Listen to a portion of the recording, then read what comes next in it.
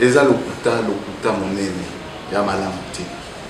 Na kota magistrature en 1990 na parquet à grande instance ya Matete. De 90 à février 98 na koti na ministère de la justice. Ministre de la justice ezali nani Mwenze Kombo. Ngai magistrat en détachement, conseiller dans le ministère. Après 98, j'ai continué au coma député national en 2006.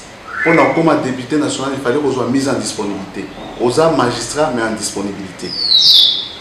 Dans mon assisi, on a député en 2008, on a décidé que na quota, na barreau, na comme avocat. Et pour nous comme avocat, au qui cause la magistrature, même en détachement, même en disponibilité. Na démissionné dans la magistrature. C'est-à-dire na comme le président de la République, pour nous dire que nous avons longué dans la magistrature. Nous disons que nous avons longué. Bandimi, donc on a démissionné. Et puis nous avons barreau à Matete.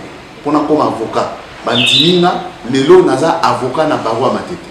Et puis comme avocat sur longué là dans la magistrature. Donc, si les 315 magistrats révoqués, je crois, en 1998, Naza na liste wanate, révoqué les alokuta. Et l'okuta est banal et l'auté. Nasina répondant sur le net et tout. L'okuta n'est pas pour nani. Témoin bazali, Mwenze Kombo bazali, boke ni otunae. So bolingi boke na archive, il y a Conseil supérieur de la magistrature. Un secrétariat permanent, Otala, au moment que Minaku, Aubin, Njalandjoko, révoqué dans la magistrature, Yemoko a démissionné en 2008 pas comme avocat, Azali avocat. Donc c'est clair, tous en la politique, mais il y a la démocratie. Hein? Pour même, non que le professeur Moro non, tous en la démocratie. Au qui continue, on a salle. Dans le cadre de la famille politique, qui continue à droit. Moi, je respecte beaucoup cela. Même population, il faut dénoncer. Il faut corriger ma camp en fonction du peuple.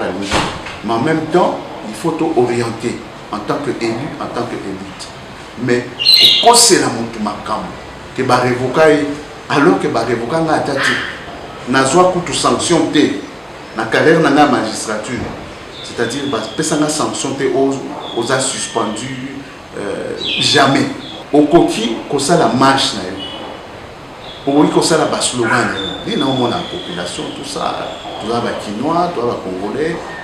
En France, les gars, ils ont bon, il y a la loi sur la magistrature. Mais yo intellectuel, au Tanga, au vérifié, au Luki, ordonnance de révocation T.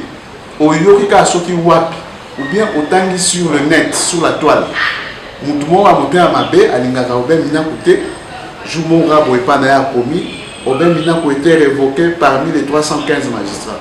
Mais il y a bimi, ok, le bas la télévision, non, c'était révoqué. Bah révoqué, moi, n'a abattuté. Moi, n'a fonctionnaire, Botanga na bandal, boulot n'a normalement. Tout à ça, quoi que nous bosso, nous appelons ma benangai, na yoka kape mingi, mais on a ezali lokuta ya malamute, ya lokuta monene. So il n'a pas pu voir maman mouké na yana yema lokuta monene tout ça bon, yana lokuta monene.